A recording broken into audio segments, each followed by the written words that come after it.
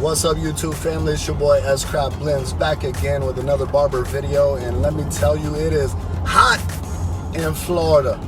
I'm dying over here. My God, it's horrible. This is one reason I gave my life to Christ. I don't want to die and go to hell. I can't hardly handle the heat in Florida. I know the fire in hell will not be good for me. So, you know, you gotta do what you gotta do. Anyways, I want to invite you guys along with me today. Got a few errands to run, some things I have to take care of. However, one of my fellow barbers, a young, talented individual by the name of Kendricks. He goes by I Cut Hair for Fun on IG. I believe that's his handle. Anyways, he wanted to meet up with me, pick my brain on some Photoshop promotional type stuff.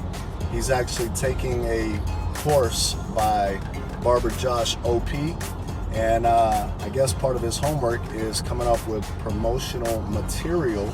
And because I not only cut hair but I also have a graphic design business, you know, he wanted to pick my brain. So I'm going to meet with him and we are going to talk about Photoshop, how it works, and I might share a little bit of that with you guys as well. But I want to introduce you to Mr. Kendricks. Also, we're going to be meeting at one of my favorite places on the planet, and that is Starbucks. Let's go.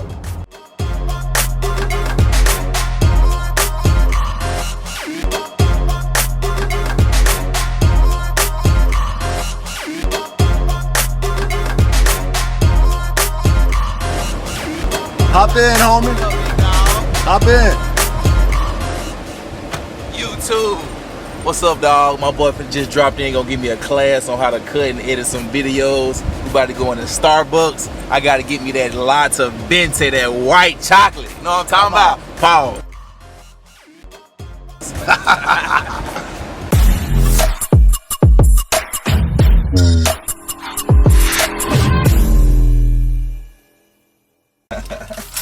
Alright, so before we do our thing, we're gonna go ahead and get some Starbucks. But I got a question for you. What's up, player?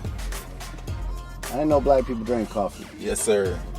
I think it's an army thing. Like, I feel like when I was in the army, the coffee made the best privates, and it was kind of like a camaraderie thing. You know, that's why I kind of believe in drinking out of a pot inside of a shop instead of a Keurig thing, because a Keurig is kind of a single cup thing, and then like a pot is kind of like a community thing, like a communion. So it was always about teamwork and drink. You know, if you drink the Joe, make some more. Come on, you know? come on. So see, I was the only white boy raised in the hood, so all my boys, none of them drank coffee. So this is a peculiar thing to have a black friend who enjoys good coffee. Oh yeah. So we're about to order. Come on, somebody. Thanks for choosing Starbucks. What can I get started for you? Yes, I would like a venti, or no, let me get a Trenta iced coffee, no classic, add heavy cream. Sure. Is that going to be it for you? No, ma'am, hold on one second. Okay. Go ahead, dog, what you want? Please let me get that white chocolate. He needs one of those, what? The ventis. The venti white chocolate. Mocha. Mocha. Yeah. Please. Ice. Hot or cold? Hot, please. Hot. And you want to keep the whipped cream on it? Yes. Okay. Don't forget it.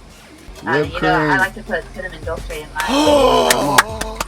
You're my favorite. You're my favorite. Some of my favorite people in the world right here. Absolutely. There you go. Oh, no. Oh, no, I got it, dog. I got it. Would you like a receipt? No, ma'am, no receipt. How are you doing today? Can't complain. Can't complain? How are you? I'm wonderful. If I was any better, I'd be you. Living the dream. That's right.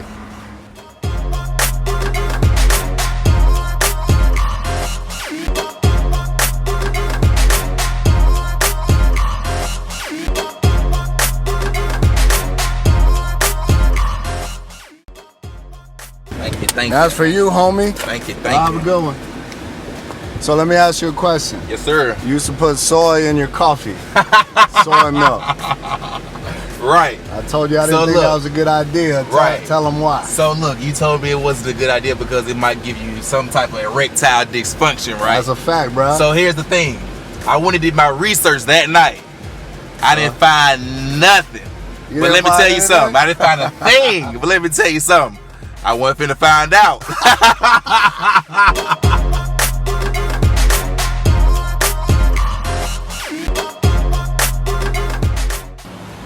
So before we get started, I actually want to take a little bit of time and I want to talk to Kendrick about something. Let me grab the camera, bring it a little closer. So Kendrick actually started cutting about 1.5 years ago. And when he first came in, he had some, decent skills. However, over the last year that he's been with us, I'm gonna tell you what, man, I've seen him grow so much in his skills and his ability and his people skills. I mean, it's been cool to watch, to sit back and see the transformation take place. And now, I mean, fades are blurry, and man, he's ridiculous with the scissors, the shear work. So anyways, I want to ask him a little bit, just kind of interview style. So I'm gonna flip the camera around and just kind of pick his brain a little bit before we get into this Photoshop stuff. So you've been cutting hair for about 1.5 years. Absolutely.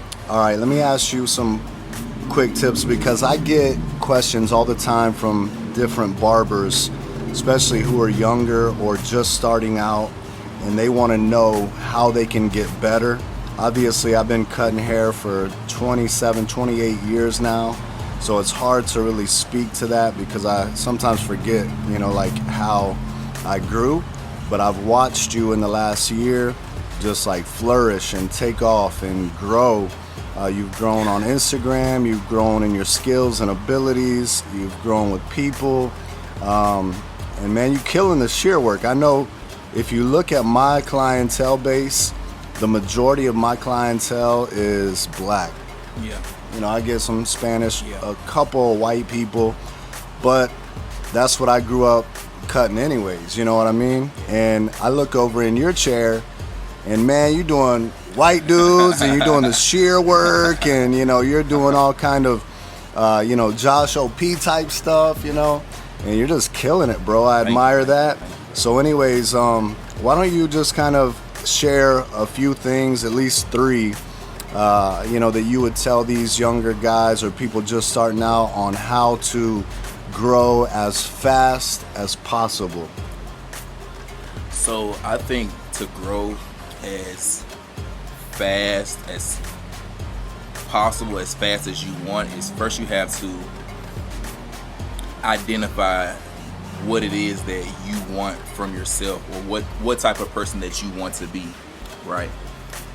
And then once you deciding is the easy part, right? So once you decide, then you have to go for it. Then you have to do the legwork and figure out how to get to that first leg, that first peak of the valley that you're trying to get to, the valley that you're trying to climb.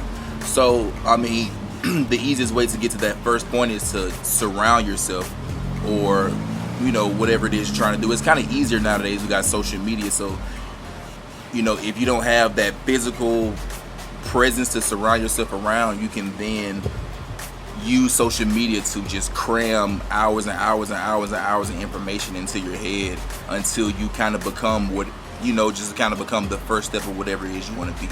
Then you have to become obsessed with whatever it is you're trying to be. If you like designs, right? Which I don't think personally that's something beginner barbers should try to get into, because you're rarely going to get those type of haircuts. So that's something you shouldn't really stand on, but it catches a lot of people's attention. So a lot of barbers want to, build on that. But if you just focus and focus and focus, if design's something you want to be good at, you just want to focus and focus on that, and just draw lines and focus on angles and focus on shading and focusing on doubling up, double exposure, then you're going to be good. It's no question if you practice and practice and practice and practice, you're going to be good. So if shear work or designs or fades is something that you want to personally do for yourself, go to someone who does shear work really, really well. It's easy. Go to someone someone you admire who does fades really, really well. Because it's not something that you've done before. The wheel has already been invented, right? So it's only going to get better with time, you know. I just know for me personally, I wanted to first be around a foundation of just good barbers, you know, people with good people skills, good willingness to teach you, a team-based type of group, type of environment, right? I wanted to be around this type of environment because I knew that these people would lead me to grow, lead me to want to be better for myself. I also wanted to be around people whose work was better than mine. When I was at barber school, I was one of the best barbers in my school, right?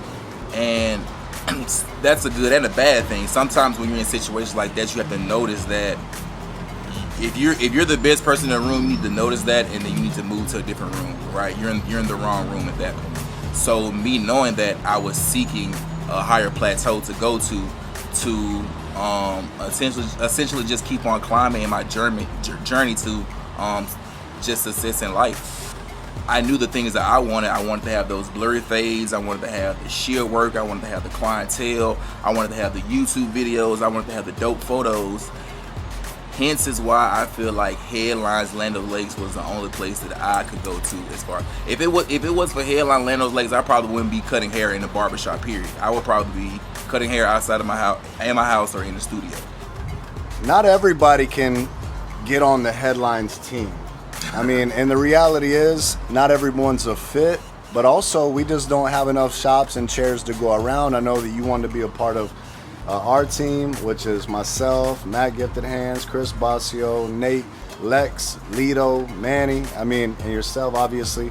But you want to be a part of that kind of culture and atmosphere, and we only have so many chairs in the shop. And every now and then, maybe a chair will open up and we can, bring someone new on that we feel like fits. However, how did you actually get your foot in the door to begin with? I want to hear this. Relentless. Hold on. Relentless. Oh man, what? relentless. You have to keep applying pressure. You cannot stop. You cannot take your foot off the gas. You have to keep applying pressure. Relentless. When I seen Headlines had an opening for their shops, and I pretty much contacted everybody on it, probably the whole team, I think, for sure. Yeah. Like, it's a longer story. It's a longer story to before that, to when I met the team in New York. But if you want something, you have to be relentless, and you cannot stop until you get it done. There's two types of people. There's people who get it done. There's people who don't get it done. And some people, it takes a little bit longer than others, but people who get to where they want to go faster, they're absolutely relentless, nonstop. So, I contacted Shannon. Shannon didn't even answer his DM, Shannon, but I don't fault him for that, because, Shannon's highly, he's big time. He got a bunch of people DMing him from appointments, so, and I DM Matt. Matt didn't hit me back. I think I actually had to pull up to the barbershop the old-fashioned way.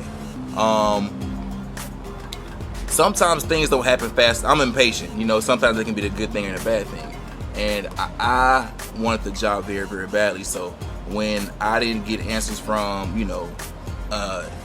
email or text message or direct message on Instagram, I went to the barbershops just to talk to one of the people who are in charge of hiring people, and see what would be the criteria to getting the job. And that was just being relentless. So if you could leave everyone with one word, the most meaningful, powerful word, just one word that you can leave with them that you believe would change their life and help them succeed, what would that one word be? I think that would be the word, probably relentlessness. I was thinking that would be the word you would go with, simply because it's been the theme of your whole story. Absolutely. So guys, man, you want to connect with the right people, you want to succeed in life, you want to grow as a barber, then you need to be one thing. And what's that? Relentless, tattooed on your forehead. Get it, baby. What I'm saying, so hey, Kendrick, thank you so much, my brother. Let everybody know what your IG handle is and they can follow you. Guys, I have a new IG handle.